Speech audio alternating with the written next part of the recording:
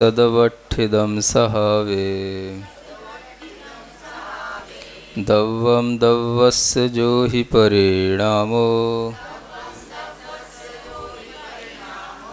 अत्थेषु सो सहावो ठिदि संभवनाश संबद्धो सदवठिदं दव्वं दव्वस्य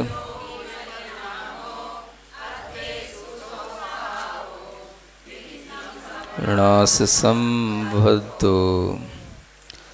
स्वभाव में अवस्थित द्रव्य का ही सद्भाव होता है, ऐसा कहा जा रहा है। सदवठिदम सहावे दव्वम।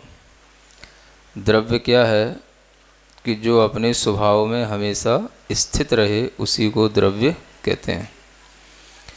दव्वस्य जो ही परिणाम हो, और द्रव्य का जो परिणाम होता है वह ठिदि संभवनाश संबद्धो। ठिदि माने स्थिति, संभव माने उत्पत्ति और नाश माने विनाश। यानी उत्पाद, व्यय और द्रव्य से सहित जो द्रव्य का परिणाम है वही अत्थेषु सहावो, वही पदार्थों में स्वभाव से होता है, यानी वही पदार्थ का स्वभाव होता है। तात्पर्य यह निकलता है कि प्रत्येक द्रव्य सत अवस्था रूप है।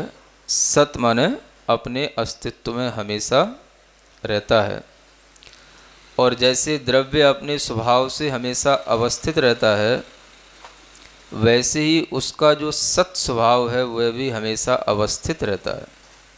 सत स्वभाव का भी कभी विनाश नहीं होता है, द्रव्य का भी कभी विनाश नहीं होता, और उसके सत्तात्मक जो स्वभाव है उसका भी कभी विनाश नहीं होता।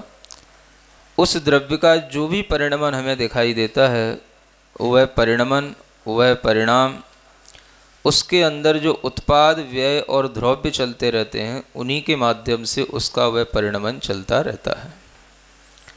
प्रत्येक द्रव्य में यह उत्पाद, व्यय और द्रव्य प्रति समय चलने वाली एक प्रक्रिया है, और यह प्रक्रिया भी स्वभाव से चलती रहती है।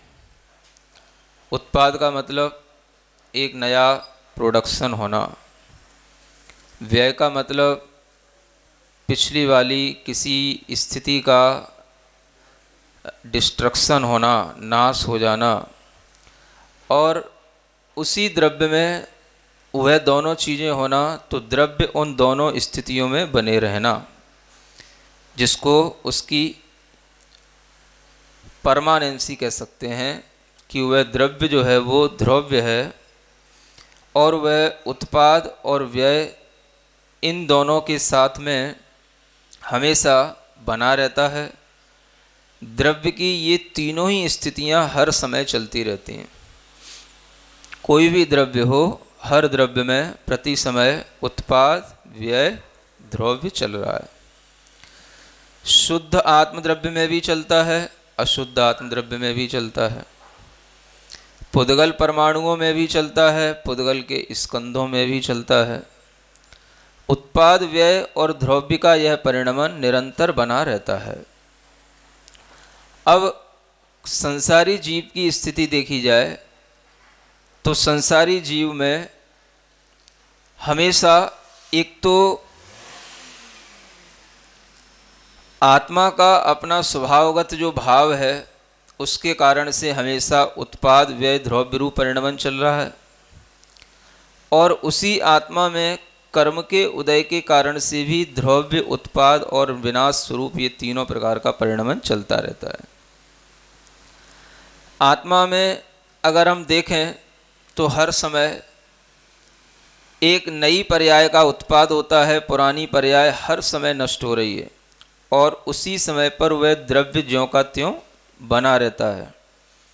इन तीनों चीज़ों में कोई भी टाइम डिफरेंस नहीं होता है। एक ही समय पर, एक ही क्षण में ये तीनों चीज़ें घटित होती हैं। जिस क्षण उत्पाद है उसी क्षण व्यय है, और जब उत्पाद और व्यय है तो उसी क्षण में वह द्रव्यपना भी बना हुआ है। दूध का अभाव होना और दही का उत्पन्न हो जाना, इसमें समय भेद नहीं होता है। जिस समय पर दूध की पर्याय का अभाव होगा उसी समय पर दही की पर्याय का उत्पाद होगा। और जो द्रव्य है जिसे हम गोरस के रूप में कहेंगे वह वही का वही बना रहेगा। ये एक समझाने के लिए स्थूल उदाहरण है, लेकिन अगर हम बारीकी से देखें तो हर द्रव्य के अंदर प्रति समय जो उत्पाद व्यय द्रव्य चलता रहता है, ये उत्पाद व्यय द्रव्य हमारे लिए कुछ नया नया परिणाम हर समय उत्पन्न कर पाता हो, वह हमारी अनुभूति में नहीं आता है। हर समय उत्पाद व्यय द्रव्य का परिणाम हमें कभी भी अनुभूति में नहीं आ सकता है, क्योंकि प्रति समय जो परिणमन हो रहा है, प्रति समय हमारे सामने कुछ जो नया नया हो रहा है, वह पिछले पर्याय के विनाश से नई पर्याय के उत्पाद से और उसी प्रकार की उसकी द्रव्यता के भाव बने रहने से चलता रहता है। लेकिन हमें इसकी अनुभूति नहीं होती, क्योंकि हम कभी भी एक समयगत इस परिणमन की अनुभूति नहीं कर सकते हैं। उत्पाद व्यय द्रव्य ये जो प्रति समय चल रहा है उसकी हम अनुभूति नहीं कर पाते हैं। हमें जो अनुभूति होती है वह स्थूल पर्यायों की होती है, सूक्ष्म पर्याय जो हो रही है उसकी अनुभूति नहीं होती है। स्थूल से मतलब जो हमारे सामने कोई बड़ी पर्याय नष्ट हो, फिर कोई बड़ी पर्याय उत्पन्न हो, तो हमें लगता है कि हाँ ये कुछ विनाश हुआ, ये कुछ उत्पाद हुआ। और जो हर समय चलता रहता है वो हमारी दृष्टि में कभी भी नहीं आता है। तो उसकी ओर दृष्टि ले जाने के लिए ये आगम है कि इस आगम के ज्ञान से हम उस सूक्ष्म परिणमन को भी यथार्थ रूप में स्वीकार करें कि तीनों रूप में द्रव्य का परिणमन हमेशा चलता रहता है। अगर नहीं चलेगा तो अचानक से कभी भी किसी चीज़ में परिवर्तन नहीं होता है। परिवर्तन जब भी होता है तो वह धीरे धीरे होते होते ही पूर्ण रूपता को प्राप्त होता है। आप दाल बनाते हो और उसको अग्नि पर रख देते हो, पतीली में रख कर के पानी के साथ में उसको पकाना शुरू कर देते हो। वह दाल हर समय पक रही होती है कि वो 1 घंटे में ही पकती है या आधा घंटे में ही पकती है? आप तो यूं कहोगे कि जब सीटी आएगी तब पक गई, जब तक सीटी नहीं आई तब तक नहीं पकी है। तो जब सीटी आई तब तक तो जो है उसकी फाइनल स्टेज आ गई। लेकिन जिस समय पर आपने दाल को पकने के लिए शुरू किया वह तभी से पकना शुरू हो गई। वह आधा घंटे में तो परिपूर्ण हो गई पक करके, लेकिन पकना तो उसका हर समय शुरू हो गया, हर समय चलना शुरू हो गया। यहाँ तक कि आपने जब उसको पानी में डाला समझ लो तभी से उसके अंदर कुछ ना कुछ मुलायमपन आना शुरू हो गया, उसकी कठोरता गलने लगी, तो उसका पकाव तो वहीं से शुरू हो गया। और वह धीरे धीरे जब हमें सीटी आ गई तो हमें लगता है कि हाँ अब ये पूरी पक गई। समझ आ रहा है? ऐसे ही प्रति समय होने वाली पर्याय और कुछ समय के बाद होने वाली पर्याय, कुछ समय के बाद जो होती है वो तो हमें याद में रहती है, ध्यान में रहती है, उसे तो हम महसूस करते हैं, लेकिन जो प्रति समय होती है उसको हम ध्यान में नहीं ला पाते हैं। तो वो कैसे ध्यान आती है? तो आचार्य कहते हैं इसी प्रकार से समझने से ध्यान आती है कि हर द्रव्य में यह उत्पाद व्यय और द्रव्य निरंतर चलता रहता है। और द्रव्य जो है इसी तरीके से अपने उस एकात्मक पने को बनाए रखता है। हर समय पर द्रव्य कभी भी नष्ट नहीं होगा, द्रव्य वही रहेगा, बस उसमें चेंज पर्याय में आता रहेगा। नई का उत्पाद, पुरानी का व्यय, और द्रव्य का द्रव्य रूप से ज्यों का त्यों बना रहना। इसीलिए पर्याय का एक नाम आता है जिसे हम कहते हैं क्रम भाविनः पर्यायाः। अगर कोई पूछे पर्याय किसे कहते हैं तो क्या कहा जाता है? पर्याय क्रम क्रम से होने वाली, क्रम भाविनः पर्याया। पर्याय कैसी होती हैं? जो क्रम से उत्पन्न हो। और गुण कैसे होते हैं? अन्वयिनो गुणाः, जो हमेशा उस द्रव्य के साथ मौजूद रहें, हमेशा उस द्रव्य के साथ बने रहें, उनको कहते हैं गुण। और जो क्रम क्रम से होती जाए उसे कहते हैं पर्याय। समझ आ रहा है? पर्याय का स्वभाव क्या है? क्रम क्रम से होना। क्योंकि एक पर्याय को उत्पन्न होने में जो समय लगता है वह उसी समय पर वह पर्याय होती है, फिर दूसरी पर्याय अगले समय ही होगी। एक साथ दो पर्याय उत्पन्न नहीं होती। हर गुण की अपनी अपनी पर्याय, द्रव्य की अपनी अपनी पर्याय हर समय पर उत्पन्न होती रहती है, नष्ट होती रहती है, और वह पर्याय क्रम क्रम से होती रहती है। क्रम से होने का मतलब यह है कि वह एक के बाद एक होगी, एक के बाद एक होगी, एक के बाद एक होगी। जैसे लहर आती है, एक के बाद एक, एक के बाद एक, एक के बाद एक लहर आती है, ऐसे ही पर्याय क्रम क्रम से एक के बाद एक होती जाती है। कोई भी प्रदेश हो, कोई भी स्थान हो, उस स्थान पर उसका परिणमन हर समय चलता रहता है, और वह एक रस प्रवाह उसका वैसा का वैसा ही बना रहता है। इसी चीज को समझने के लिए हमें ये ध्यान में रखना चाहिए कि पर्याय जो क्रम क्रम से उत्पन्न हो रही हैं, वो पर्याय ऐसा नहीं है कि वो क्रम से बंधी हो गई हों। आचार्यों ने पर्याय का स्वरूप क्या बताया? क्रम से होना और क्रम से बंध जाना। क्या समझ आ रहा है? इन दोनों में अंतर है। एक तो क्रम से होना और एक क्रम से बंध जाना। तो लोग क्या करते हैं कि जैसे पर्याय का स्वरूप है तो पर्याय एक के बाद एक होती है, एक के बाद एक होती है, एक के बाद एक होती है। तो लोग क्या कहते हैं कि हर पर्याय एक के बाद एक होना, उसका क्रम जो है बिल्कुल बंधा हुआ है। तो बंधने के कारण से वो क्या कहते हैं कि हर पर्याय बिल्कुल बद्ध है, बंधी हुई है। इसको बोलते हैं क्रमबद्ध पर्याय। क्या बोलते हैं? कभी नाम सुना है? सुना है? नाम तो सुन लेते हो। लेकिन पर्याय कैसी होती है? आचार्यों के द्वारा जो सूत्र कहे गए हैं उनमें कहा गया है क्रम भावी पर्याय होती है। पर्याय का क्या स्वरूप बताया है? क्रम भावी, क्रम से होना, ये उसका स्वभाव है। हाँ, क्रमबद्ध होना ये तो ये हो गया कि हमने उस पर्याय को बांध दिया कि इसके बाद यही होगी। ये नहीं कहा गया कि इसके बाद यही होगी, ये कहा गया है कि एक के बाद एक होगी, एक के बाद दूसरी होगी। समझ आ रहा है? इस समझ में थोड़ा सा अंतर आ जाता है, और ये अंतर, थोड़ा ही अंतर, एक बहुत बड़ा डिफरेंस पैदा कर देता है लोगों के बीच में, विचारधाराओं में, और वो लोगों को बांट तक देता है ना। तो इसको समझने की कोशिश करें। एक तो स्वरूप आचार्यों ने पर्याय का क्या बताया? क्रम भावी पर्याय, क्रम भाविनः पर्याय। पर्याय कैसी होती हैं? क्रम भावी माने होना, भू धातु से भावी शब्द बनता है, माने होना, जो क्रम क्रम से होती जाए, एक के बाद एक होगी, एक के बाद एक होगी। अब उत्पाद जिसका होगा, व्यय उसका पहले हो चुका होगा, फिर उसका व्यय होगा, नई का उत्पाद होगा, फिर उसका व्यय होगा, नई का उत्पाद होगा, ऐसे क्रम क्रम से होती जाएगी।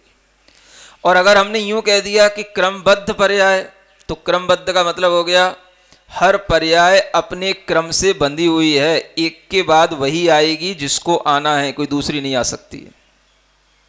इसको क्या कह दिया? क्रमबद्ध पर्याय। समझ आ रहा है? धीरे धीरे जब हम इसकी व्याख्या समझेंगे तो हमें समझ में आएगा कि क्रमबद्ध पर्याय अगर कही जाती है तो पहली बात तो यह है कि इस क्रमबद्ध पर्याय, ये शब्द ही पहला आगम में कहीं नहीं उपलब्ध होता है। क्या समझ आ रहा है? पूरे शास्त्रों में जिनागम के अंदर कहीं पर भी क्रमबद्ध पर्याय ये शब्द ही उपलब्ध नहीं होता है। क्या समझ आ रहा है?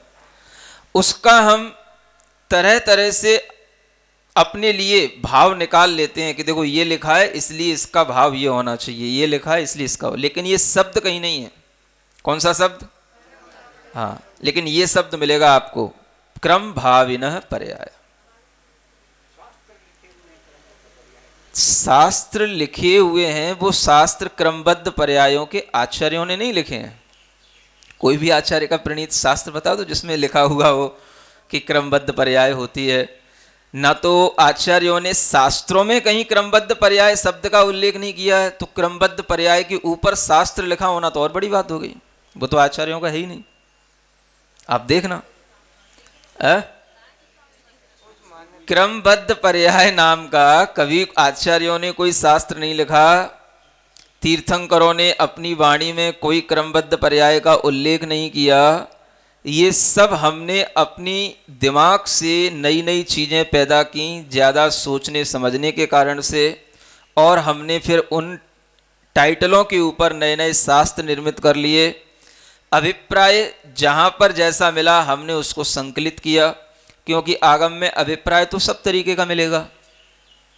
अब जैसे मान लो यही है, हम उत्पाद व्यय द्रव्य बता रहे हैं, तो जब आचार्य उत्पाद व्यय द्रव्य की प्रक्रिया समझाएंगे तो वो समझाते हुए यही समझाएंगे कि देखो एक पर्याय का नष्ट होना दूसरी का जाना, फिर एक का नष्ट होना दूसरी का जाना, फिर एक का नष्ट होना दूसरी का जाना, और वह द्रव्य ज्यों का त्यों बना रहना। तो उसको समझाने में हमें क्या करना पड़ेगा? उन्होंने एक उदाहरण दिया मोतियों के हार का। किसका? हाँ, जैसे झूलता हुआ लटकता हुआ मोतियों का हार है, तो वह मोतियों के हार में एक एक मोती जो है, वो जब हम उस मोती को सामने ले आते हैं तो वो मोती हो गया हमारे लिए प्रमुख उत्पाद हो गया। पिछले वाला अभी नहीं हुआ है, जिसका उत्पाद हुआ वो सामने आ गया। उसके बाद में जो और उसके आगे आएगा फिर उसका उत्पाद कहलाएगा, तो ये वाला व्यय हो जाएगा, फिर उसका उत्पाद कहलाएगा तो ये व्यय हो जाएगा। तो ऐसे मोतियों के हार से उत्पाद व्यय द्रव्य को समझाया गया। तो उत्पाद व्यय द्रव्य तो एक एक समय की होने वाली परिणति है। क्या समझ आ रहा है? वो तो वस्तु का जो त्रिभंगी स्वभाव है, इसको क्या बोलते हैं? त्रिभंगी स्वभाव, त्रिलक्षण स्वभाव। ऐसा अनेक अनेक शब्दों से कहा जाता है कि हर वस्तु तीन लक्षण वाली है, उत्पाद व्यय द्रव्य। तो उसके इस स्वभाव को समझाने के लिए उदाहरण दिया गया, तो उसको हमने इस उदाहरण को किस रूप में ग्रहण कर लिया कि देखो जिस समय पर जिस मोती को हम आगे लाएंगे उसी समय पर वो मोती आगे आएगा। उससे पहले वाला मोती पहले वाले समय पर आगे नहीं आ सकता है, तो वो उससे क्या हो गया, उसके बाद ही आएगा। उसके बाद वाला मोती आगे उसके बाद आएगा, उसके बाद वाला उसके बाद आएगा। जैसे मोती एक दूसरे से क्रम से बंधे हुए हैं, वैसे ही हर पर्याय क्रम क्रम से बंधी हुई है। एक भी पर्याय आगे पीछे नहीं हो सकती। अभी कर्म की बात नहीं, अभी क्रम की बात चल रही है। हाँ हाँ, सुनो सुनो, अभी सुनो, तो अभी पूरा नहीं हो गया व्याख्यान, अभी सुनते जाओ, धैर्य के साथ सुनो। अभी क्रमबद्ध हमने उदाहरण दिया था, उस उदाहरण को अगर हम ज्यादा गहराई से जिस सेंस में दिया गया उस सेंस में ना समझ करके हम दूसरे सेंस में समझने लगे, तो ये उदाहरणों के साथ हमेशा गलती होती आई है। समझ आ रहा है? हाँ, उदाहरण किस सेंस में दिया गया? जब उत्पाद है जिस चीज का, व्यय उसी समय पर है, तो उत्पाद और व्यय ये दोनों को बताने के लिए और उसकी ध्रुवता को बताने के लिए मोतियों का उदाहरण दिया गया कि जिस समय पर जो मोती हमारे सामने आया वह उसका उत्पाद हुआ, पिछला जो अगले वाला मोती था उसको निकल गया, और उसी समय पर वो हार तो वैसे का वैसा ही रहा। अगले क्रम में फिर वो जो मोती आया उसका उस समय पर पुनः उत्पाद हो गया, और जो पिछला वाला था उसका विनाश हो गया, हार ज्यों का त्यों ही रहा। उसमें जो लर पड़ी हुई है, धागा, द्रव्य, वो उसके साथ अनुस्यूत है और वो वैसा का वैसा ही बना हुआ है। मतलब हर समय पर ये उत्पाद व्यय चल रहा है, हर समय पर ये उत्पाद व्यय चल रहा है, और वह धागा वैसा का वैसा ही उसमें पिरोया हुआ ध्रुव भाव की तरह बना हुआ है। इसको समझाने के लिए ये उदाहरण था, और इसी उदाहरण को और ज़्यादा थोड़ा गहराई से समझने की कोशिश की तो उनकी दृष्टि उत्पाद व्यय पे नहीं गई, हार पे चली गई। देखो, एक के बाद एक, एक के बाद एक मोती है ना, तो जैसे ये मोती एक के बाद एक लगे हुए हैं, ऐसे ही पर्यायें एक के बाद एक, एक के बाद एक, एक के बाद एक आती हैं, पहले आगे पीछे कुछ नहीं आती हैं। समझ आ रहा है? अब ये एक समय की पर्याय को प्रति समय होने वाली परिणति को बताने के लिए ये उदाहरण था, और हम इस उदाहरण को प्रति समय वाली परिणति पे नहीं घटाते हैं, हम इसको किस पे घटाते हैं? हमारे सामने जो कुछ भी होगा, सुख दुख, अच्छा बुरा, संयोग वियोग, लाभ अलाभ, वह सब हमारे लिए पहले से ही बंधा हुआ है, पहले से ही निश्चित है, पहले से ही जो है उसी क्रम में है जिस क्रम में होना है। एक भी क्षण आप उसको आगे पीछे नहीं कर सकते हो। क्या समझ आया? ये उदाहरण किस विषय में दिया गया? प्रति समय की पर्याय बताने के लिए। और हम इसको किस विषय में लगा रहे हैं? स्थूल पर्यायों की उत्पाद और व्यय को बताने के लिए लगा रहे हैं। समझ आ रहा है ना? ये कहलाता है उदाहरण को नहीं समझने का परिणाम। उदाहरण हमेशा, दृष्टांत हमेशा एक देश होता है। एक देश माने जिस स्थिति में जिस अपेक्षा से दिया गया है उसी अपेक्षा से, समझना। सर्वथा मान लोगे तो उदाहरणाभास हो जाएगा वो। क्या समझ आया? जैसे किसी के लिए कहा गया कि तुमने शेर देखा है, तो बोले नहीं देखा है। क्या समझ आया? बोले शेर नहीं देखा है। तो क्या देखें, अब कैसे बताएं? बोले बताओ तो शेर कैसा होता है, शेर कैसा होता है। तो उनने देखा है बच्चा बैठा है ना, और इसी बच्चे को देखो हम बताते हैं कैसे शेर होता है। तो ये बच्चा जब गुस्सा करता है तो इसकी जो है जो आंखें निकलती हैं बाहर, समझ आ रहा है? और ये बच्चा जब क्रूरता करता है तो इसका जैसे चेहरा तमतमा जाता है, समझ आ रहा है ना? ऐसे ही शेर के साथ होता है। तो हमने उदाहरण बच्चे का किस लिए दिया? शेर के लिए दिया। आपने क्या समझ लिया? ये बच्चा ही शेर हो गया। बच्चे के हाथ पैर शेर की तरह कुछ नहीं है। उदाहरण किस सेंस में दिया जा रहा है? सिर्फ उसकी आंखों की और चेहरे की रौद्रता बताने के लिए। समझ आ रहा है ना? अब आपने उस बच्चे को पूरा देखा तो माने शेर जो है इसी तरह का होता है, जिसके 2 पैर होते हैं, 2 हाथ होते हैं, और वो ऐसे ही बैठता है जैसे बच्चा बैठा है। क्योंकि उदाहरण शेर का दिया ना। समझ आ रहा? उदाहरण हमेशा जिस सेंस में दिया जा रहा है उसको उसी सेंस में देखना। आपने अपने तरीके से कुछ भी देखा तो गया काम, वो बिगड़ गई, बात बिगड़ गई। ये हमेशा उदाहरणों को समझने का एक तरीका बताया गया। इसलिए कहा जाता है दृष्टांत हमेशा एक देश होता है, माने एक अपेक्षा से ही लागू होता है, सर्वदेश नहीं होता है। उसके सर्व भावों में वो दृष्टांत लागू नहीं होता है।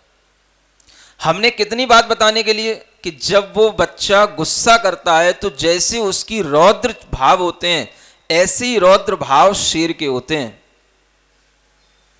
समझ आ रहा है? तो केवल उसकी रौद्र भाव को दिखाने के लिए, उसके चेहरे की रौद्रता को बताने के लिए, न कि उसके जैसा चेहरा है उसका, केवल चेहरे की रौद्रता बताने के लिए। रौद्रता ऐसी आ जाती है, ऐसी भयानकता आ जाती है जैसे हम गुस्सा करके किसी को जब मारना चाहते हैं, काटना चाहते हैं, तो ऐसे ही शेर के अंदर भयानकता होती है। तो उदाहरण देना पड़ा, जैसे तुम्हारे बच्चे को जब गुस्सा आता है, जब वो चीखता है, जब वो चिल्लाता है, मारता है, गुस्सा करता है, ऐसे ही शेर करता है। तो क्या हो गया? बच्चा शेर हो गया। ऐसे ही उदाहरण दिया जा रहा है, हार के अंदर मोती हैं, एक के बाद एक, एक के बाद एक, एक के बाद एक, जैसे हमें दिखाई देते हैं पिरोए हुए, ऐसे ही पर्यायें क्रम क्रम से होती हैं, क्रम भावी। तो इसका मतलब ये नहीं हो गया कि वो पर्याय जो होने वाली है वो पहले से बंधी हुई है या वही होगी। समझ आ रहा है? अब इसको और उदाहरण से समझने की कोशिश करते हैं। जैसे मान लो रेल की लाइन पर रेल जो चलती है, ट्रेन है ना, उसमें डिब्बे लगे हुए हैं, एक के बाद एक, एक के बाद एक, एक के बाद एक डिब्बे लगे हुए हैं। समझ आ रहा? अब जब कभी किसी स्थान से वो ट्रेन गुजरती है तो एक के बाद एक, एक के बाद एक, जिस तरीके से सेट हो गया वो उसी तरीके से गुजरेगा। समझ आ रहा? अब वो पर्याय एक के बाद एक, एक के बाद एक होगी, लेकिन अगर कभी उसमें एक्सीडेंट हो जाए, क्या समझ आ रहा है, एक ट्रेन में ही दूसरी ट्रेन भिड़ जाए, तो क्या उसके सब डिब्बे ज्यों के त्यों जैसे लगे थे वैसे ही लगे रहेंगे? आगे पीछे नहीं होंगे?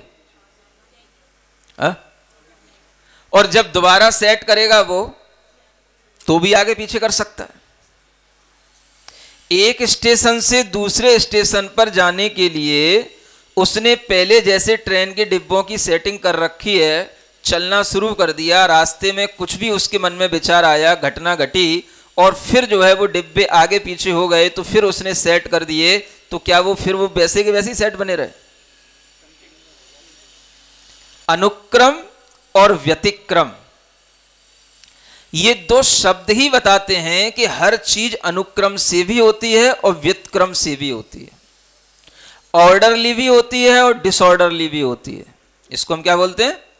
हाँ, एक रूपता में बंधे हुए हैं, एक ऑर्डर में बंधे हुए हैं, तो एक ऑर्डरली हो गई, और जब उसकी रूपता टूट जाती है तो वो डिसऑर्डर भी हो जाता है। कौन सी ऐसी पर्याय हैं जो कभी व्युत्क्रम से ना होती हो? आप देख लो, जब बच्चा है, बड़ा हुआ, बड़ा होने के बाद में बूढ़ा होता है, तो बूढ़े होने के बाद उसके दांत टूटते हैं, बाल सफेद होते हैं। समझ आ रहा? ये कब होएगा? जब क्रम क्रम से होएगा। एक व्यक्ति का बूढ़ा होने के बाद में दांत टूट रहे हैं, बाल सफेद पड़ रहे हैं, और एक व्यक्ति के जवानी में ही हो रहे हैं। अभी उसकी उम्र बूढ़े की है ही नहीं है, वो अभी 25 साल का है, 20 ही साल का है, वो बाल सफेद होने की क्या पूरे ही झड़ गए, बाल ही झड़ गए पूरे, उसके दांत ही उसके पूरे निकल गए। तो ये क्या हो गया? ये बुढ़ापे के लक्षण जवानी में कैसे आ गए? ये क्या हो गया? ये अनुक्रम नहीं रहा, ये व्युत्क्रम हो गया। पर्याय क्रम क्रम से ही निकलेंगी, लेकिन जैसी क्रम से बंधी हुई हैं वैसी ही निकलेंगी ऐसा नहीं है। पर्याय अपने स्वभाव के अनुसार निकलती हैं। जैसा द्रव्य की शक्ति होगी, जैसा उसको क्षेत्र काल भाव मिलेगा, वैसी ही उसकी पर्याय बन जाती है, वैसा ही उसका सब कुछ परिवर्तन हो जाता है पर्याय का। आप देखोगे, जो पर्याय यहां पर मान लो कोई बच्चा पैदा हुआ है और उसका इस भारत के वातावरण में लालन पालन होता है, समझ आ रहा है?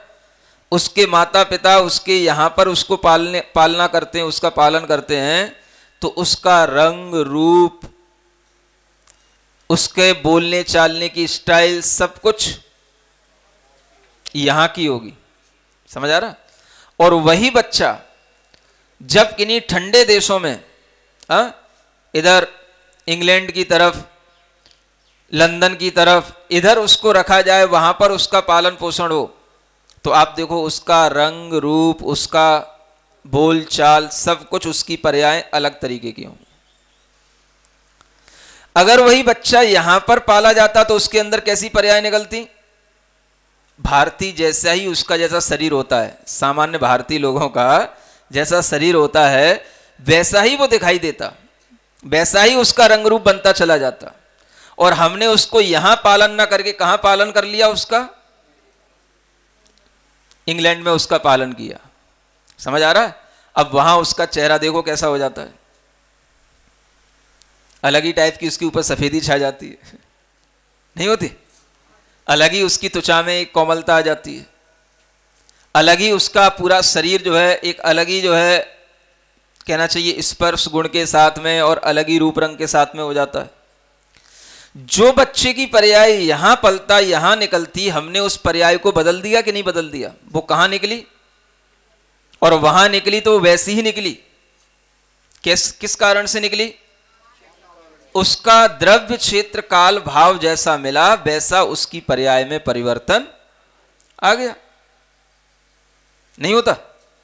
तो हमने उसकी पर्याय परिवर्तित की कि नहीं की? और हम कर सकते हैं कि नहीं कर सकते हैं? होता ही है। अगर आप उसी को जो है किसी ऐसे स्थान पर ले जाकर के पालो जहां पर जैसे निग्रो लोग रहते हैं, जो वेस्ट इंडीज के लोग होते हैं, समझ आ रहा है? हो सकता है उसकी पर्याय वैसी बिल्कुल ब्लैक ब्लैक हो जाए हैं? हाँ, वहां पर आपने बच्चे को जन्म दिया हो, वहां पर आपका रहना देना हुआ हो सकता है उसकी हाइट उसकी हेल्थ बिल्कुल वैसी ही जाए, नाक नक्शा चेंज हो जाए। तो ये क्या हो रहा है? पर्यायों में परिवर्तन हमारी तरफ से होता है कि नहीं होता है? अगर हम पर्यायों में परिवर्तन हमारी तरफ से नहीं होता तब तो हम अपनी इच्छानुसार कोई चीज बना ही नहीं सकते। नहीं समझ आ रहा? दूध से हमें दही बनाना है, समझ आ रहा है? और दूध को फाड़ करके हमें एकदम से छेना बना लेना है, और दूध को दही ना बना करके हमें उसे उबाल करके मावा बना लेना है। अब आप कहो नहीं, दूध से तो दही ही बनेगा, उसकी क्रमबद्ध पर्याय है दूध से दही बनना। ऐसे क्या क्रमबद्ध हो गया? उसमें कौन सा क्रम बन गया? वो तो मेरी इच्छा के ऊपर है। हम उसका छेना बनाएं कि मावा बनाएं कि कुछ भी ना बनाएं, उसको सीधा ही पेट में ले जाएं। नहीं समझ आ रहा? उसकी पर्याय वैसी ही बनेगी। हर चीज की, हर द्रव्य की पर्याय ऐसी बंधी हुई है जैसे हार में ये मोती पिरोए हुए हैं, ऐसे बांधे हुए हैं। पहले समझो तो ये उदाहरण किसके लिए दिया गया और तुम किसके लिए बोले जा रहे हो। ये एक समय की पर्याय जो हमें दिखाई नहीं देती है, हर समय का परिणमन जो उत्पाद व द्रव्य के साथ चल रहा है, उसको बताने के लिए उदाहरण दिया था और आपने उसको स्थूल पर्यायों में सब में लगा दिया। हमारे साथ वही घटित होगा जो हमारी पर्याय में पहले से है, निश्चित हो चुका है। क्या समझ आ रहा है? मतलब हमें जिस समय पर मरना है उसी समय पर ही मरना है। हम उसको ना बचा सकते हैं ना हम उसके लिए एक समय पहले मार सकते हैं। हम मारना भी चाहें तो भी मरेगा नहीं वो। ये मतलब हुआ ना? मतलब आपको हम जहर भी खिलाएं तो आपका मरण नहीं होगा। मतलब हम खिलाने से मतलब कोई भी थर्ड पर्सन आपके ऊपर कोई प्रयोग करे, है ना, तो फिर आप क्या कहोगे?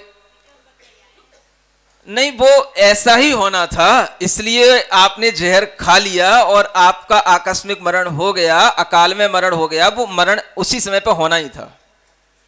मतलब जहर खाए जा रहा है तो भी मरण उसी समय पर होना था, और जहर नहीं खा रहा है, जीना है तो भी उसको ऐसे ही जीना था, उसको अभी मरना नहीं था, इसलिए वो जहर नहीं खा रहा था।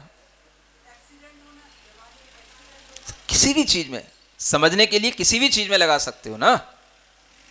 कोई भी पर्याय, मरण की पर्याय का आ जाना, जन्म की पर्याय का नाश हो जाना, ये हमारे लिए बिल्कुल क्रमबद्ध है। समझ आ रहा है ना? अगर क्रमबद्ध है तो फिर उस पर्याय में जब जिस समय पर होना है उसी समय पर होना चाहिए, उससे पहले क्यों हो जाता है? और पहले नहीं होता है ऐसा भी नहीं कह सकते हो। बुढ़ापा भी समय से पहले आता है, मृत्यु भी समय से पहले आ सकती है। अगर नहीं आती होती है तो हर कोई अपनी स्थिति को बिगाड़ क्यों लेता है? एक आदमी शराब पी रहा है, पीते पीते अचानक से हार्ट फेल हो गया, मर गया। समझ आ रहा है? अगर वो नहीं पीता तो क्या तब भी ऐसे ही मरता? उसी समय पे मर जाता। एक आदमी की उल्टा सीधा खाने पीने से उसकी किडनी खराब हो गई, पूरा शरीर खराब हो गया, गले में कैंसर हो गया, तंबाकू खाने से मर गया। नहीं खाता तो भी ऐसे ही होता? फिर तो कोई व्यवस्था बन ही नहीं सकती। फिर तो कभी डॉक्टर ये कह ही नहीं सकते कि आप इससे परहेज करो। माने आपको कभी अगर जुकाम हो जाए तो अगर आपको मान लो ठंडा गर्म पीने खाने से जुकाम हुआ है तो आप उस जुकाम को जब जिस समय पर निकलेगा निकल जाएगा, आप तो ठंडा गर्म खाते पीते रहो। समझ आ रहा है? मतलब आप तो नींबू का पानी पियो, अच्छा समझ आ रहा है ना? हाँ, और ठंडी ठंडी इमली का पानी पियो, अच्छे अच्छे गोल बतासे खाओ इमली पानी मिला के, समझ आ रहा है? और बस कहते रहो, जिस समय पर जब पर्याय जुकाम की निकलनी होगी पूरी तब निकल जाएगी, अपने आप ठीक हो जाएगा। दवाई लेने मत जाना, उसको समय से पहले निकालने की कोशिश करने का मतलब ही है कि हम क्रमबद्ध पर्याय को समय से पहले निकाल रहे हैं। नहीं समझ आ रहा? जब मरने को होते हैं, बीमार हो जाते हैं, तो ये क्रमबद्ध पर्याय का बखान करने वाले डॉक्टरों के पास जाते हैं कि नहीं जाते हैं? नहीं समझ आ रहा? और जाएंगे तो फिर क्या बोलेंगे? हो सकता है भी बोले नहीं ये भी क्रमबद्ध पर्याय में ही था, हमें ऐसे डॉक्टर के पास पहुंचना था। समझ आ रहा है ना? वो ऐसे ही बोलते, फिर हमें दवाई लेनी थी, इससे हमको ठीक होना था, तो ये भी हमारी हुई क्रमबद्ध पर्याय है। तो इस तरीके की कथनी से तो ये बात सिद्ध होती है कि एक तो आप निश्चितता भी कह रहे हो और निश्चितता को स्वीकार करते हुए उसकी अनिश्चितता के लिए प्रयास भी कर रहे हो। समझ आ रहा है? और ये दोनों बातों में विरोधाभास उत्पन्न हो जाता है, क्योंकि अगर निश्चितता ही हर चीज की हम मान लेंगे तो जगत में पुरुषार्थ करने जैसी कोई चीज रह ही नहीं जाएगी। ना आपको मरने से बचने के लिए पुरुषार्थ करना पड़ेगा, ना आपको जो है मोक्ष जाने के लिए पुरुषार्थ करना पड़ेगा, ना आपको स्वस्थ होने के लिए पुरुषार्थ करना पड़ेगा, क्योंकि हर पर्याय क्रम से बंधी हुई है। बिल्कुल स्थिर होकर के बैठो, जैसी पर्याय निकल रही है निकलने दो। हाँ, कहाँ लिखी है ऐसी क्रमबद्ध पर्याय जिसके माध्यम से हमारा पूरा जीवन चलता हो? तो कहाँ लिखा मिलता है? इन्हीं गाथाओं की टीकाओं में जो ये उदाहरण दिए जाते हैं उनसे भाव निकाल लिया जाता है, जबकि ये शब्द आपको पूरे आगम के अंदर नहीं मिलेगा। क्रमबद्ध पर्याय नाम का ये शब्द ही नहीं है कहीं आगम में। और एक नए जिनागम के नाम से, मतलब एक नए आगम के नाम से नई नई किताबें लिख करके शोध हो गए हैं और ऐसी मोटी मोटी किताबें बना के रखी हैं। क्रमबद्ध पर्याय आदमी पढ़े तो कहे भाई हर कुछ निश्चित ही है, तो अब हमें करना ही क्या है।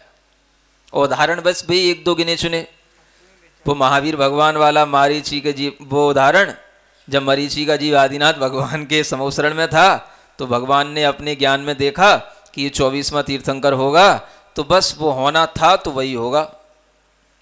तो उदाहरण तो सब तरीके के मिल ही जाते हैं आगम में। तो जिस चीज की हमें जरूरत है हम उसी तरीके के उदाहरण खोज लेते हैं, उसी तरीके के हम दृष्टांत खोज लेते हैं और हम अपना आगम खुद बना करके प्रस्तुत कर देते हैं, टाइटल डाल देते हैं, एक नई रहस्यवादी खोज, क्रमबद्ध पर्याय। समझ आ रहा है? जिसको आज तक जाने बिना अपने को सम्यक दर्शन नहीं हुआ। एक चीज और जोड़ दी उसके सामने, अब और मर गए। सम्यक दर्शन इसी को जानने से होगा। अगर क्रमबद्ध पर्याय से ही सम्यक दर्शन होना है, क्रमबद्ध पर्याय ही भगवान को बताने का स्वभाव है, तो वह क्रमबद्ध पर्याय तो अपने आप चली रही है, उसमें हमें कुछ परिवर्तन करने की जरूरत ही क्या है। आचार्य कहते हैं पर्याय क्रमवर्ती भी होती हैं और अक्रमवर्ती भी होती हैं। ये सिद्धांतिक आचार्यों के वचन बता रहा हूं आपको। पर्याय क्रम से भी होती हैं और अक्रम से भी आ जाती हैं, अपने काल क्रम से भी आती हैं और अकाल क्रम से भी आती हैं। कोई भी पर्याय हो जो अपने काल से जिस समय पर होना है वो भी आएगी, अकाल में भी वो उससे पहले आ जाएगी। आप किसी को अच्छा खासा जीवन चल रहा है, अपने आप उसको जहर दे दोगे तो मरेगा तो है ही वो। उसका किसी के रूप से एक्सीडेंट कर दोगे, उसको ट्रेन के नीचे डाल दोगे, मरेगा तो है ही वो। ये अकाल क्रम से उत्पन्न होने वाली पर्याय। पर्याय काल क्रम से भी उत्पन्न होती हैं और अकाल क्रम से भी उत्पन्न होती हैं। अगर ऐसा नहीं होता तो हमेशा हर कार्य अपने ही उपादान कारण से होता रहता, निमित्त कारण की उसमें कोई जरूरत नहीं पड़ती। लेकिन ये बात बिल्कुल सिद्धांत विरुद्ध है जो निमित्त कारण को नहीं मानता कि बिना निमित्त के भी कार्य हो जाता है। ऐसा मानने वाला जैन दर्शन की ABCD भी नहीं जानता है, समझना। मतलब अपनी शक्ति से ही कार्य हो रहा है, बाहर का कोई भी निमित्त कोई भी कारण उस कार्य को कुछ भी डिस्टर्ब नहीं कर सकता है, ऐसा जो मानता है वो जैन दर्शन का ज्ञान नहीं रखता है। क्योंकि कार्य जब भी होता है वह अपनी शक्ति से भी होता है और बाहरी निमित्तों की शक्ति से भी होता है। आपकी उपादान शक्ति कितनी बनी रहे, आपके लिए अगर ट्रेन के नीचे डाल दिया जाएगा, पटरियों पे डाल दिया जाएगा, उससे आप ट्रेन गुजर जाएगी तो निरंतर उसके नियम से मरण तो होगा ही। तो बाहरी निमित्त से मरण होता है कि नहीं होता। शरीर में कुछ दुर्घटना हो गई, ब्लड पूरा का पूरा निकल गया, रक्त क्षय हो गया, मृत्यु का कारण बनता है कि नहीं बनता। हम बाहरी निमित्तों को ही तो रोकने के लिए पुरुषार्थ करते हैं। अगर कहीं किसी के लिए ब्लड बह रहा है तो हम क्या करते हैं, उसको रोकते हैं।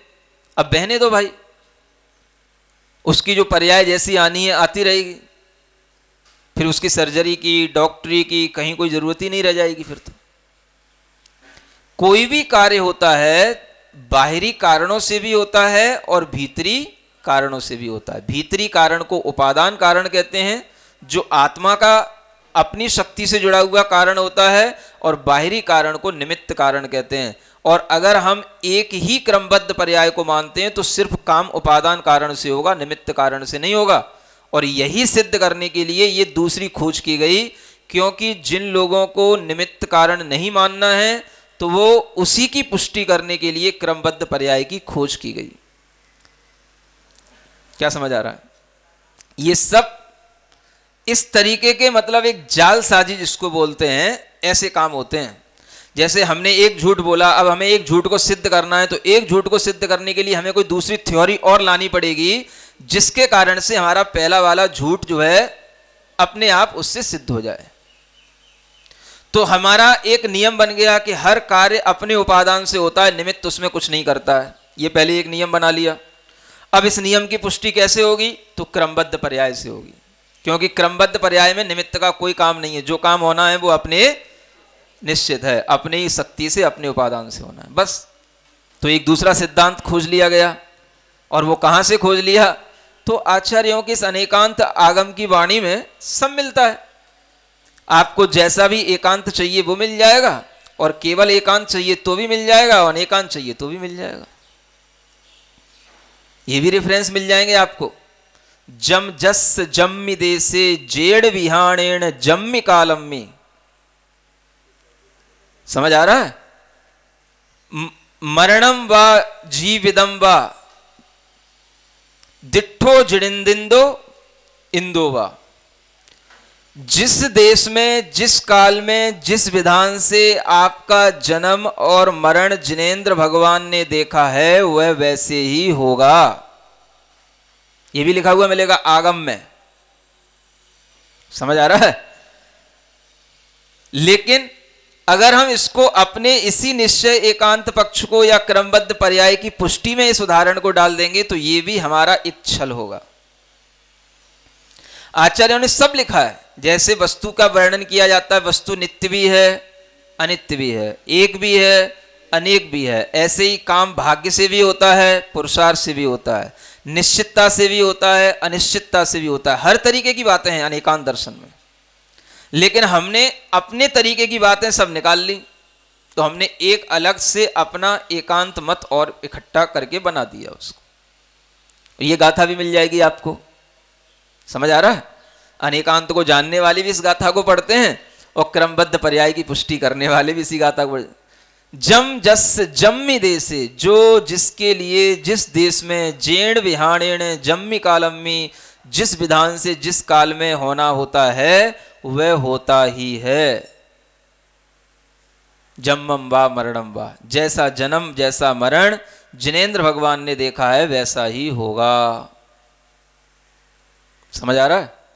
अनेकांत दर्शन वाला होगा तो उसको अनेकांत दृष्टि से जान लेता है, देख लेता है, और एकांत दृष्टि वाला होता है तो उसको एकांत दृष्टि से देखता है। कैसे देखेगा अनेकांत दर्शन वाला?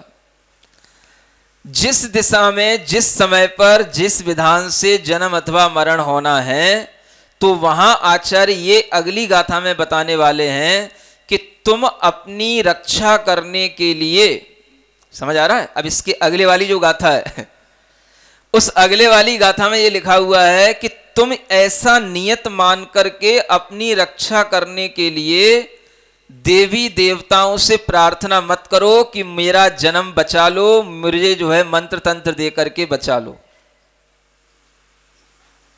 क्या समझ आ रहा है? इस गाथा को किस परिप्रेक्ष्य में लिखा गया? देवी देवताओं से जो प्रार्थना करते हैं, मुझे कोई मंत्र तंत्र दे दो, मुझे कोई विद्या दे दो, मेरे लिए रक्षा कर दो, मुझे धन दे दो, मुझे सुख दे दो, जो देवी देवताओं से मांगने में लगे हुए हैं, उनको समझाने के लिए आचार्यों ने गाथा लिखी कि तुम इनसे मत मांगो, तुम्हारे लिए जिस पुण्य से और जिस पाप से जब जो होना है वह होगा, ये तुम्हारे लिए कुछ नहीं दे सकते हैं। क्या समझ आ रहा है? हम पूरी बात तो पढ़ते ही नहीं, और आधी बात, अधूरी बात, उतना ही सेंटेंस जो अपने काम का है बस वो निकाल लेते हैं और उसी को रेफरेंस बना करके प्रस्तुत कर देते हैं। सामान्य से भोला वाला प्राणी क्या पता कहाँ से क्या रेफरेंस दिया, वो तो कहेगा देखो ये लिखा है। और ये किसकी गाथा है? कार्तिकेय अनुप्रेक्षा की गाथा है जो मैं आपको सुना रहा हूँ। समझ आ रहा है? वो कहेगा देखो गाथा में लिखा है, जो जिस देश में, जिस काल में, जिस समय पर होना है वो होना ही है।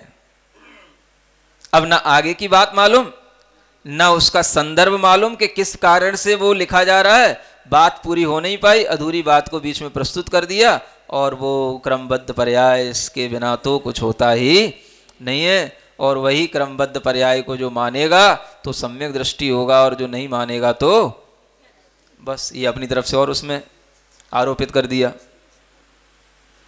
समझ आ रहा है? लोगों के दिमाग में फितूरियां बनी ही रहती हैं। कितने ही लोग सही बात को जानते हो या ना जानते हो, अभी एक भी किसी से पूछा जाए पर्याय किसे कहते हैं, इसकी परिभाषा बताओ, एक भी व्यक्ति को जो समय सार प्रवचन सार सब पढ़ लिया, पर्याय की परिभाषा नहीं बता पाएगा। लेकिन क्रमबद्ध पर्याय, जो कुछ भी नहीं पढ़ा होगा उसके दिमाग में भी क्रमबद्ध पर्याय चल रही होगी। नहीं समझ आ रहा? उसके दिमाग में भी ये बात चल रही होगी, सब कुछ निश्चित है, क्रमबद्ध है। जो मिथ्या है वो इतनी जल्दी ग्रहण करने में आ जाता है कि वो हमें पता ही नहीं पड़ता है कि वो हमारे लिए सम्यक है कि मिथ्या है। ये अनादिकाल से होता आया है। समीचीन चीज समझने में पूरी जिंदगी निकल जाती है, और मिथ्या चीज बिना समझाए हुए समझ में आ जाती है। आप देख लो, पर्याय की परिभाषा किसी को नहीं मालूम होगी और क्रमबद्ध पर्याय पे चर्चा कर रहा होगा वो। ऐसे ऐसे आपको पंडित मिलेंगे। पर्याय की परिभाषा क्या होती है, कहां लिखी है, यह भी नहीं मालूम होगा, और क्रमबद्ध पर्याय पर व्याख्यान चल रहे होंगे, और वही व्याख्यानों से उसकी निश्चितता बताई जा रही होगी कि हर चीज जिस समय पर है वो निश्चित ही होना है, इसलिए कुछ भी मत करो, पुरुषार्थ करने की कोई आवश्यकता नहीं है, हर चीज काल लब्धि से होती है। तो जो ये अपने सिद्धांत है वो सब इससे पुष्ट होते हैं। एक तो उपादान से सब काम होता है, निमित्त गया, हर चीज काल लब्धि से होगी, माने समय की प्रतीक्षा करो, घर में बैठे रहो गद्दे पर, समझ आ रहा है, और अपना शास्त्र हाथ में पकड़े बैठे रहो, एसी की हवा खाते रहो, समय पर जब समय आएगा सम्यक दर्शन हो जाएगा, है ना। जैसे वो लादेन को मारने के लिए जैसे वो प्लेन उसी की बिल्कुल छत पे आया था ना और फिर उसी के वो कमांडो उसी के मतलब छत से ही उसके सामने आकर के उसके सामने खड़े हो गए ना, ऐसे ही अपने आप उतर करके आपके ऊपर देवता आएगा, है ना, मुनि महाराज आएंगे, आपको सम्यक दर्शन करा जाएंगे, देशना लब्धि दे जाएंगे, अपने आप प्लेन से सब आपके सामने। वो जिस समय पर जो पर्याय घटित होगी अपने आप उस समय पर होगा ही। समझ आ रहा है ना? जैसे वो लादेन का जिस समय पर मरण होना है तो वो होगा ही। सुन रहे हो? ऐसे बैठे बैठे इंतजार करो, तो क्रमबद्ध पर्याय से अपनी सब धारणाएं जो हम पुष्ट करना चाहते हो सब हो जाती हैं। और फिर एक और उसी से पुष्टि हो जाती है, अब जो जो भगवान ने देखी सो सो होसी वीरा रे, जो जो देखी वीतराग ने सो सो होसी वीरा रे, काहे हो तधीरा रे। समझ आ रहा है? भगवान ने जैसा देखा है वैसा ही हो रहा है। माने अगर हम आलस्य में पड़े हैं तो भगवान ने ऐसा ही देखा है कि हम आलस्य में पड़े रहेंगे, है ना। हम अगर असंयम में पड़े तो भगवान ने ऐसा ही देखा है हम असंयम में पड़े रहें। हम अगर आलू प्याज नहीं छोड़ पा रहे हैं, रात में भी खा रहे हैं, टाइम बे टाइम भी खा रहे हैं, भक्ष भक्ष सब खा रहे हैं, भगवान ने ऐसे ही देखा है। काय होत अधीरा रे, हाँ जब होगा तब हो जाएगा, जल्दी क्या पड़ी है, पहले सम्यक दर्शन तो होने दे। ये संयम व्रत ये सब तो बाद में आएंगे, पहले सम्यक दर्शन तो होने दे। और सम्यक दर्शन कब होगा, जब तुझे क्रमबद्ध पर्याय पर विश्वास होगा। तो पहले विश्वास तो होने दे क्रमबद्ध पर्याय पे, पड़ा रहे पहले आलस्य में। असंयम में पड़े होने के लिए समय मिला है तो असंयम में पड़ा रहे। तो जब असंयम में पड़े पड़े पड़े पड़े जब विश्वास हो जाएगा क्रमबद्ध पर्याय से, तब काल लब्धि आकर के अपने आप सम्यक दर्शन की परिणाम उत्पन्न कर जाएगी। मिथ्यात्व पर्याय का व्यय होगा, सम्यक दर्शन पर्याय का उत्पाद होगा, और ये हमारा परमात्मा भगवान आत्मा उसी रूप में ध्रुव्य भाव से दिखाई देगा। ऐसे उस ध्रुव्य भाव की आराधना करो। समझ आ रहा है? ये शब्दावली बिल्कुल ऐसे ही जुड़ी रहेगी उसकी, उत्पाद व्यय है। इसलिए आत्मा के ध्रुवत्व भाव को देखो, ध्रुवत्व भाव, क्योंकि उत्पाद और व्यय को भी देखोगे तो उसमें भी आपको कुछ ना कुछ बदलता दिखाई देगा। इसलिए उस पर भी दृष्टि मत लाओ। ये तो सब असंयम छोड़ना, संयम ग्रहण करना, ये तो उत्पाद व्यय है, ये तो पर्याय है। इसको मत देखो। किसको देखो? द्रव्य दृष्टि रखो। तो द्रव्य दृष्टि कैसे आएगी? तो वो द्रव्य दृष्टि ऐसे आएगी। सब चीजें वहीं घुमाते रहते हैं, सब चीजों की वहीं पुष्टि होती चली जाएगी। समझ आ रहा है? और आपका अध्यात्म पुष्ट होता चला जाएगा। बिना कुछ किए, बिना कुछ आपके लिए पुरुषार्थ किए, अध्यात्म आपके भीतर उतरता उतरता चला जाएगा और सम्यक दर्शन की पर्याय ऐसे धीरे धीरे केवल ज्ञान की पर्याय प्रकट हो जाएगी।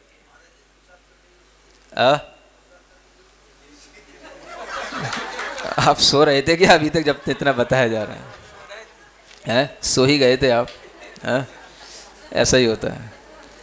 जन्म इसीलिए मिलता है, और हम उस जन्म में जिस समय पर हमारे लिए योग्यता आती है हम उस समय पर सो ही जाते हैं। समझ आ रहा है ना?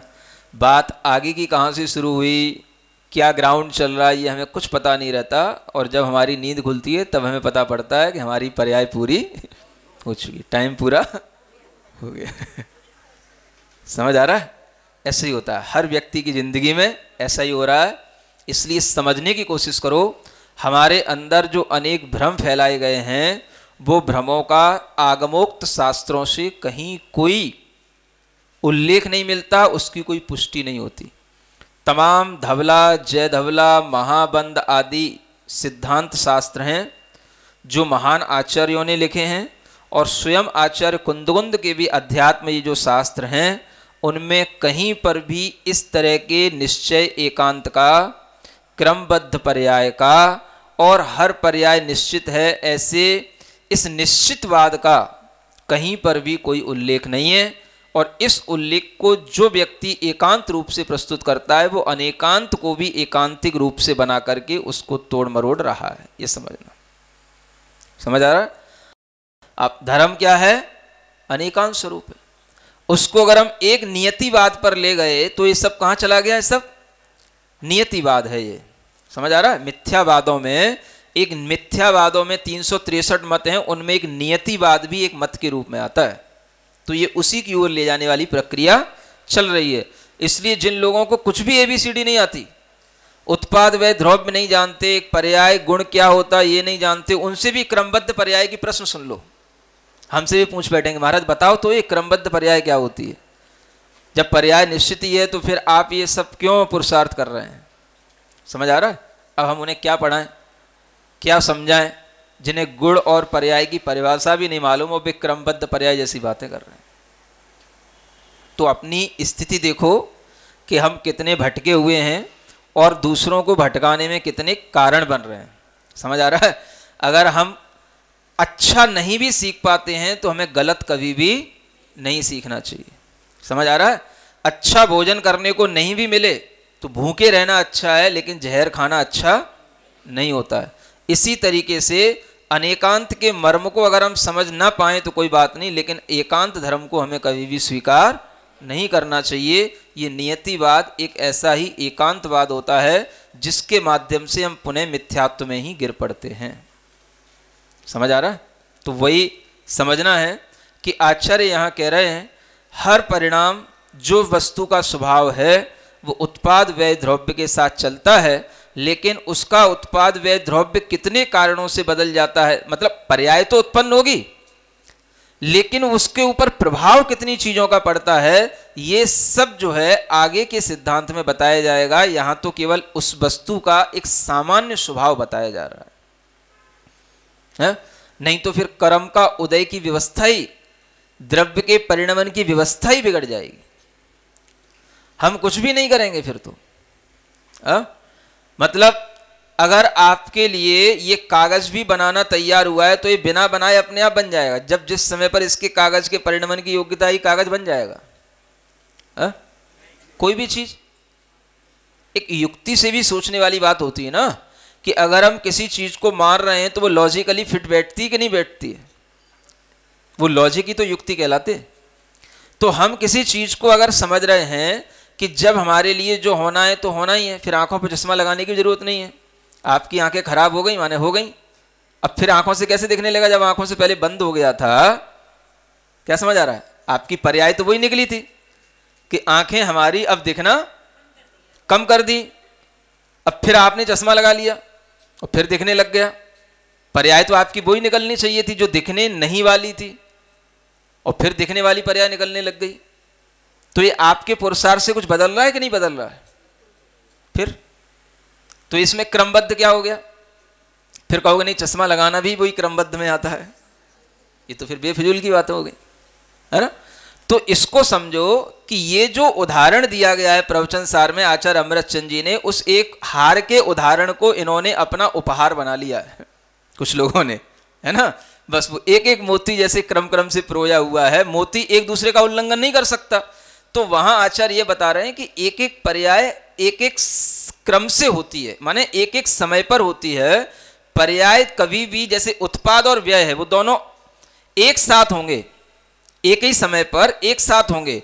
ऐसा नहीं होगा कि पिछले वाला उत्पाद अभी बहुत जल्दी हो जाए, वो क्रम क्रम से होगा। उत्पाद और व्यय, उत्पाद और व्यय ये क्रम क्रम से एक ही साथ उसी समय पर होते रहते हैं। इस बात को बताने के लिए वो उदाहरण था, और उसका इतना बड़ा इधर तमाशा बना लिया कि हर पर्याय उस मोती की तरह फिक्स है जैसे मोती हार में फिक्स है।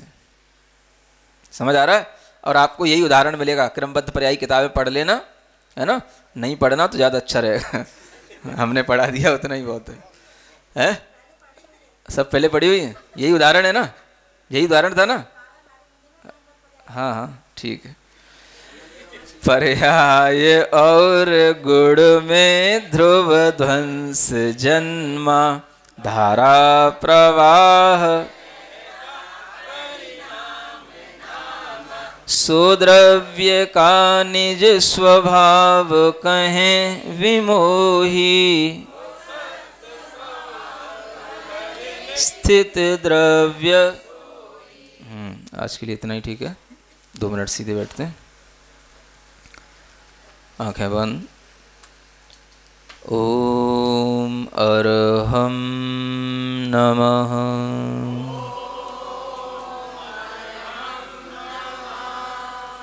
ओम अरहम नमः।